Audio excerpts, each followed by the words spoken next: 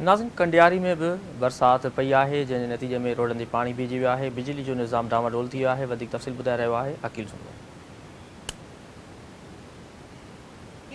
सावणीअ जी बरसाति खां पोइ कंडियारीअ में जेके ही हेठाहीं इलाइक़ा आहिनि उन्हनि में जेको आहे सो पाणी बीहजी वियो आहे ऐं उन सां गॾोगॾु कंडियारीअ जे आसपास वारा जेके इलाइक़ा आहिनि, पेरूमल आहे, पेरूमल मोड़ आहे, नवाबाद आहे, नवाबाद मोड़, ऐं तंहिंखां पोइ अरणू महल, टंडो मिठा खान, एसि ताईं जेको आहे सो मुख़्तलिफ़ इलाइक़नि मंझि जेको आहे सो तमामु घणी सावणीअ जी बरसाति पई आहे।